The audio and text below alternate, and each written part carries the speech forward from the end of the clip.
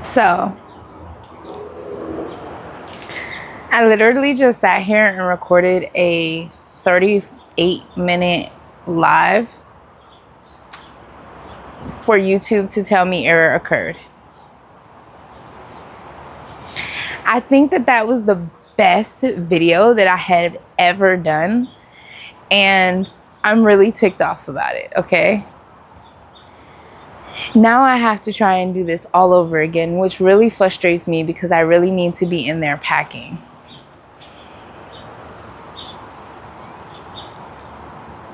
Help me. Save me. This YouTube thing, this YouTube journey is something else, honey. Have you doing things you ain't never did before? Have you frustrated when you ain't never cared before? And the work that it takes to make these videos for that video not to be any good. Like, it didn't even record. I'm so mad. Like, ugh. Alright, so it was pouring down raining out here, and I literally started recording. When I came outside, I started recording the live. Literally, it stopped raining. No wind. The sun came out for 38 minutes, and it recorded nothing. Listen here, YouTube. You can't be playing with my feelings like this. Oh my goodness. Don't knock my tripod over. Oh, it ain't gonna be the same type of energy, but you know what? I'm here, and we're gonna try this again.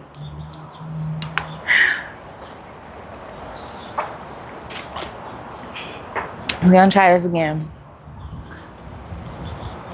So I went in my closet, and like, my closet is kind of like half closet, half storage.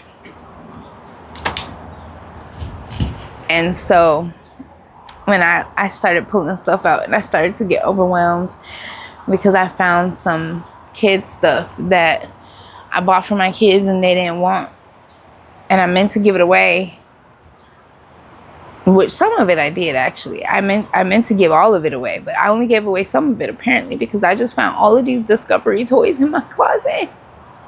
My kids are like 12 and 15. Yo, oh my goodness, I cannot. So I have just, yeah, I'm having a moment. I'm having an overwhelm moment, and I wanted to come and sit with you all. I'm not even gonna try and redo the video that I just did because that video was so dope. Like, and I'm just like, now I have to start all over. All right, cool. So here's the thing.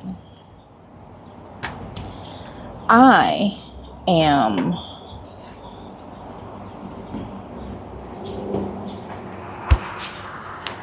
like super overwhelmed.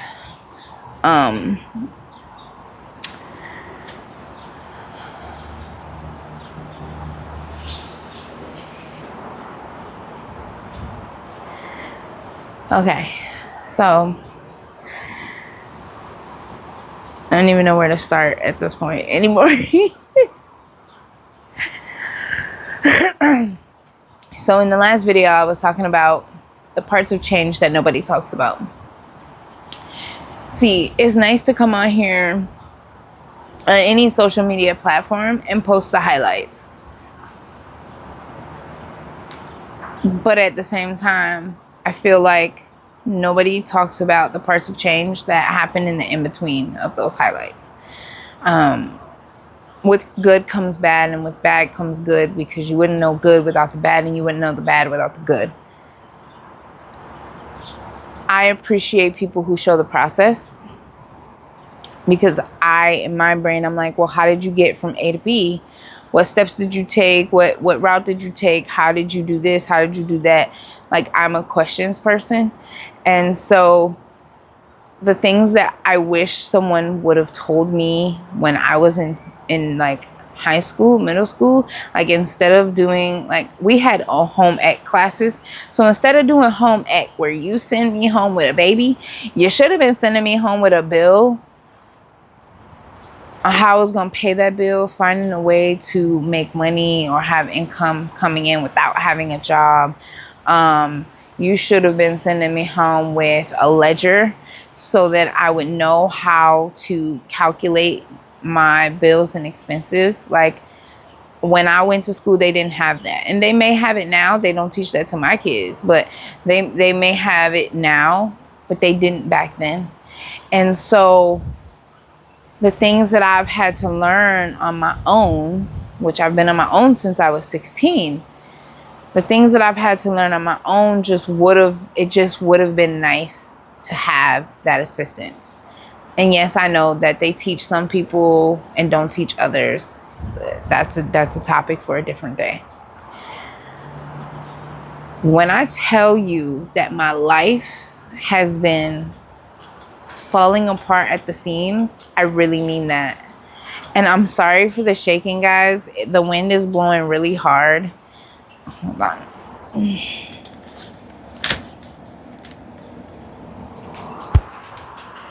The wind is blowing really hard, so y'all can just rock with me because I can't do nothing about the weather. But yeah, the things that I wish I would have known, because at the end of the day, right now we are sitting here trying to manage our lives when we weren't taught to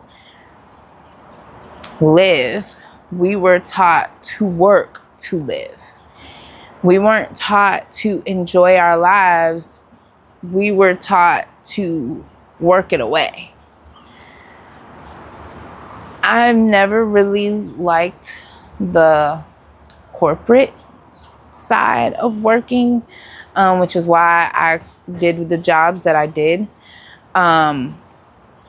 But after being an entrepreneur, after having my own business, I've learned what real work freedom is like, right?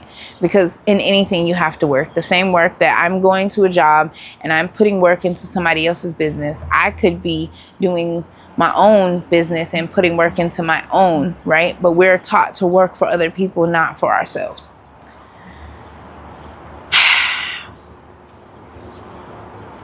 When I say that my life has been busting at the seams, like it's ready to just fall apart, and I repair where I can, you know, that favorite pair of jeans or that favorite shirt that you just don't want to get rid of and it might have a hole in it, and so you just go sew up the hole but you still wear the shirt. I'm one of those people. My grandmother is a seamstress. She taught me how to sew, so I know how to patch up some clothes. I've had to do it for my kids in school and whatnot. So I'm the patch it up queen. Well, ain't no patching this. Things have fallen apart so much so that I know that it's happening because I am still here. In the sense that, like, I've been in this apartment for over 10 years. And so I understand that this season is a season of me just recognizing what needs to be let go. And letting go can be very hard. I know my community. I know my street. I know my neighbors. I know how to get around without a vehicle. I know where to go for help if I need it, when I need it. Oh, that is going to drive me bananas.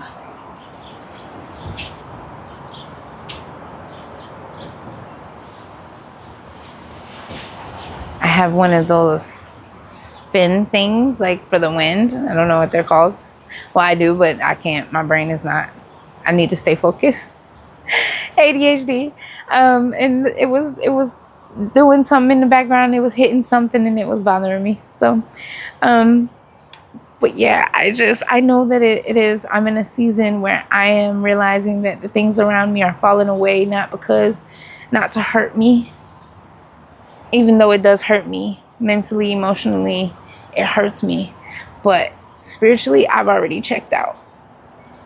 Like, have you ever had that feeling where you're like, you know, it's time for you to go, but you don't really have the means to just up and leave the way that you would like to? That's me right now. That's me. And it has been me for quite some time. And I'm learning that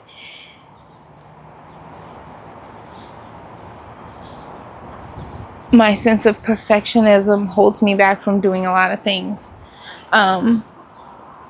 that I want to do in my head, right? But there are a lot of things that I already do, that I have already done, and I understand that to the regular person it's like, oh, well, you're doing too much. But to the person who has ADHD, no, I'm not doing enough. I'm just not doing enough. I hope that it stops shaking at some point. And so honestly, in my heart of hearts, I know that it is time to go. In my soul, I know that it is time to go. Spiritually, I'm ready to move. Financially, I'm not. See, I thought I had time. I thought I had time to get myself together. I thought I had time to do all of the things. I don't have the time. I don't. No, it's crunch time now, because now I'm on a deadline. In a matter of 7 days, 3 things happened back to back. I cannot explain to you how much it hurt me. Well, I probably can and probably did in the videos that I recorded, but I haven't posted those yet. And you'll probably see this one before you see those. So it hurt me so much to be in this predicament, because I haven't been in this predicament since before I had kids. And my daughter will be 16 in November. So it's been about 15 and some change years since I've been in this type of predicament. And mind you, I wouldn't wish this predicament on nobody, right? But when you are too comfortable, when you are being asked to move and you refuse, shit falls. It happens. That's life. That's life. Welcome to adulthood.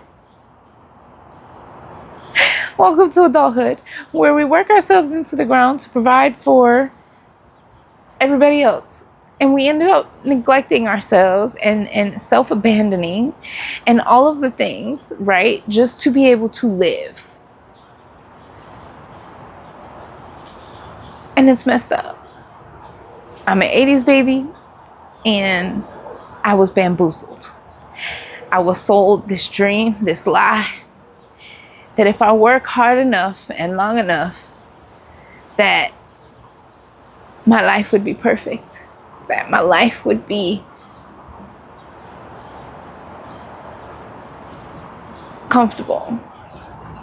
And while my life was comfortable for a little minute, you realize how comfortable you are when you no longer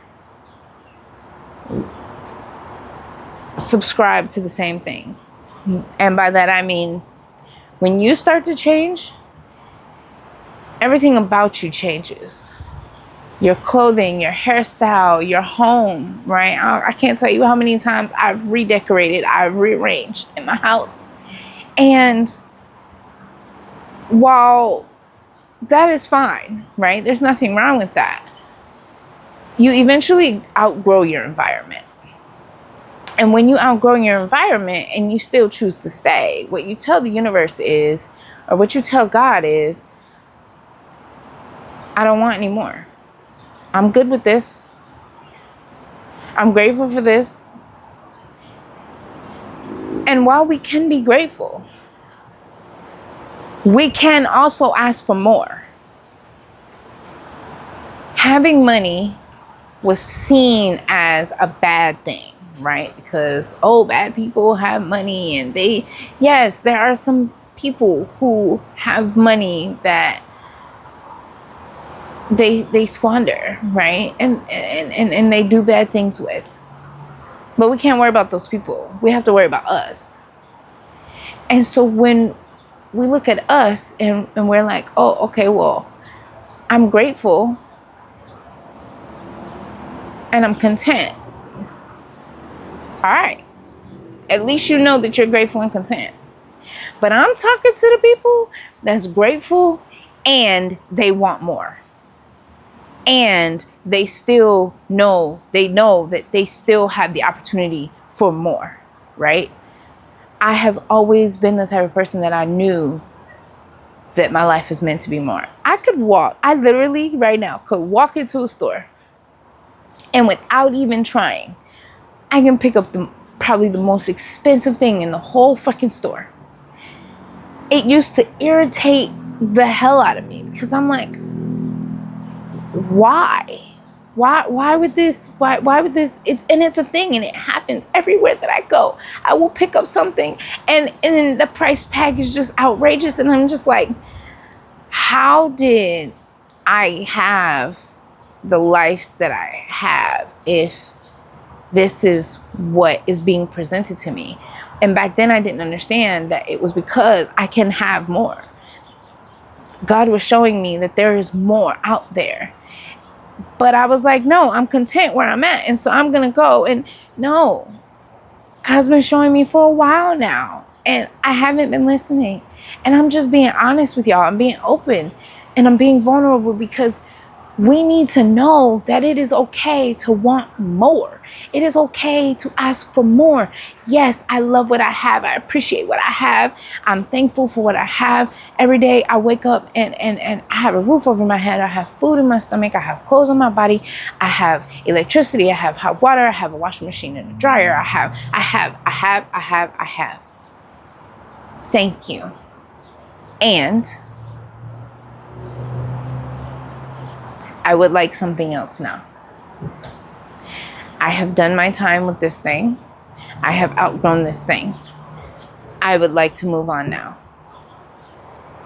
But when you ask to move on, baby, you need to be specific. You need to be so specific, because you can say I'm ready to move on, and that move on could be something less than what you had. I'm ready to move on and I would like better would be a better way to frame that, because you get exactly what you asked for. Your tongue is the most powerful thing in your body.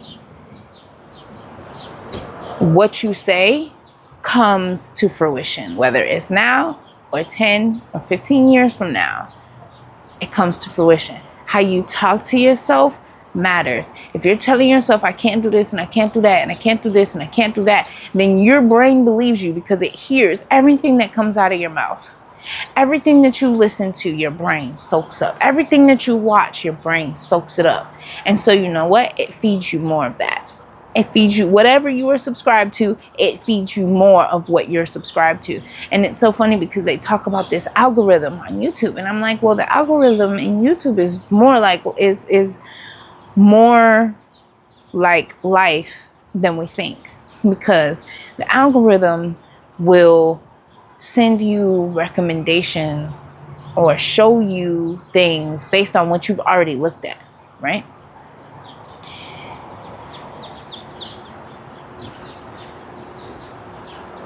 When you have a particular car,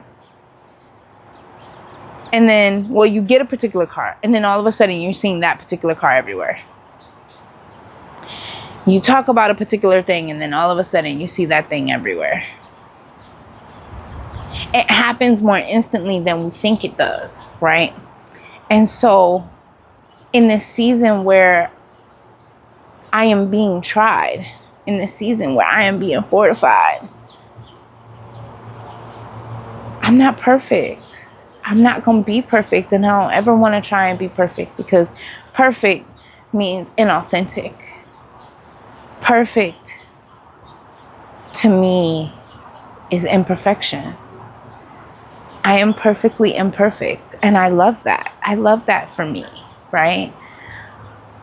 And I love that for you too, because you are perfectly imperfect. All the things that you're going through are meant to shape you, are meant to mold you into who you are becoming or who you will become. So I know that in this season in my life where things are so fucking rough, that something else is going to come out of this storm. Something is going to be on the other side of this. It has to be. Like, I literally can't believe anything else. I literally can't believe anything else, because the way that my life has always worked out, like, it's always worked out for me. Whether I thought that it worked out for me or not, in that moment, it always worked out for me. At the end of the day, we have to live. That is why we are here. We are not here to work ourselves into the ground. We are not here to be shepherded like we don't have minds of our own. And not the good type, because I know that there's a good shepherding and there's a bad shepherding. Not the good type, okay? I'm so over being content. And I think that's where I messed up at, is I was so happy for what I had that I chose to be content, and I stopped striving for more. I was like, all right, God, I'm good.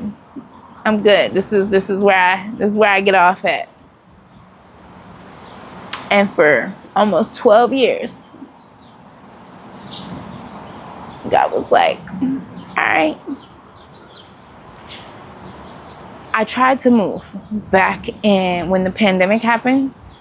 I will never forget, Friday the 13th, I was in class. They came and told us everybody got to go home. They shutting down the campus.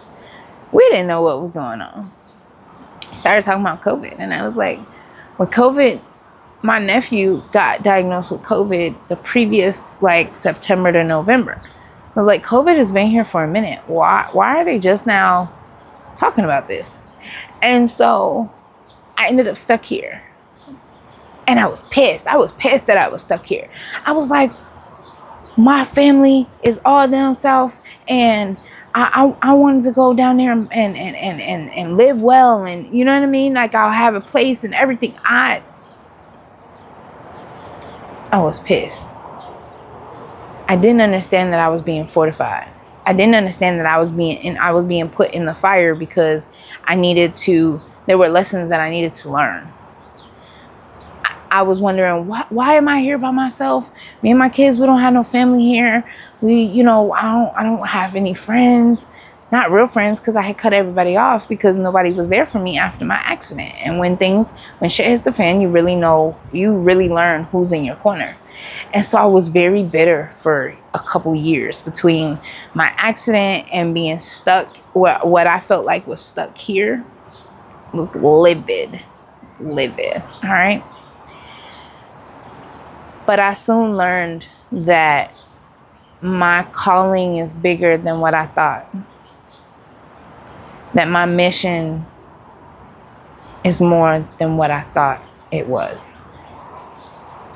When you have a dual purpose, things are harder for you than the regular person, than the average person. And now that I understand this, it has allowed me the gift of not being as angry. Anybody say I wasn't angry? Oh yes, I'm angry about what is happening right now. I am pissed.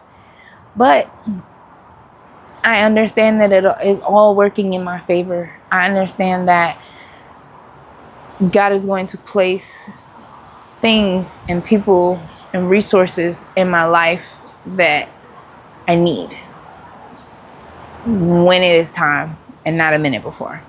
And I get that. I love that for me. I love that for me, and I love that for my children. And the way I see it is like, this is just another stepping stone.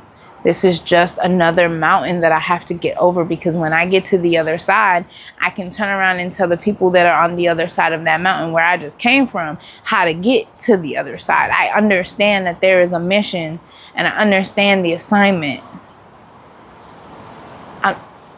I'm upset.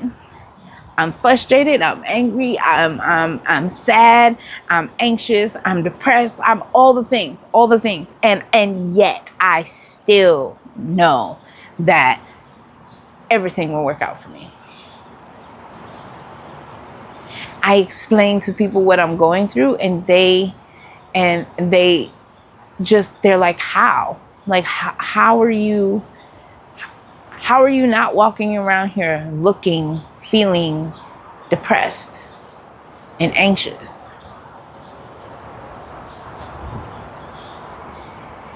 And my grandmother always taught me, don't look like what you're going through, right? So yeah, I feel like crap.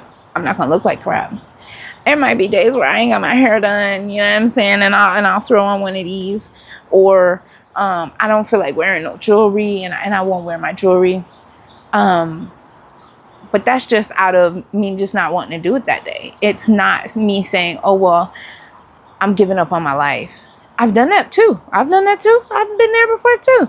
And I had to bring myself back, because I knew that my kids didn't have anybody else but me.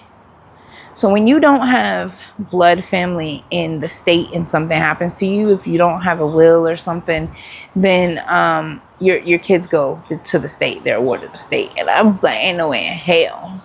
Ain't no way you can bulldoze me, cause baby, we not doing that. And so I realized that all these years, my kids have been my anchor. And granted, things didn't go the way that I thought that they would. Things did not go the way that was planned, right? But I know that the reason why I have them was to anchor me to this world, because your girl was ready to check out. Like, your girl was ready to go, okay? They gave me something to live for.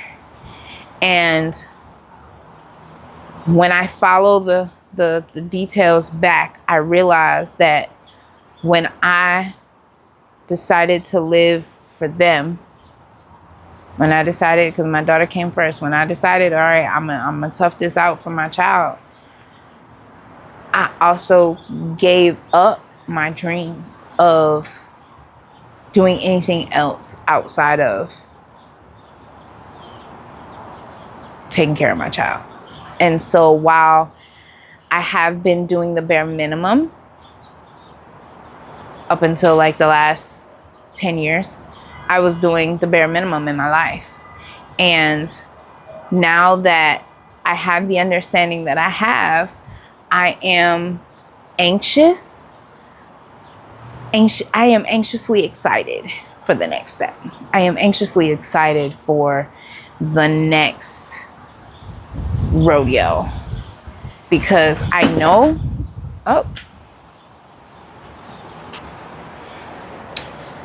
so I know that all of this has been very long-winded ADHD ramble, but all that to say that even when you are going through the fire, even when you're going through the storm, just know that if you have put your intentions out there, if you have asked, if you have prayed, that it's coming.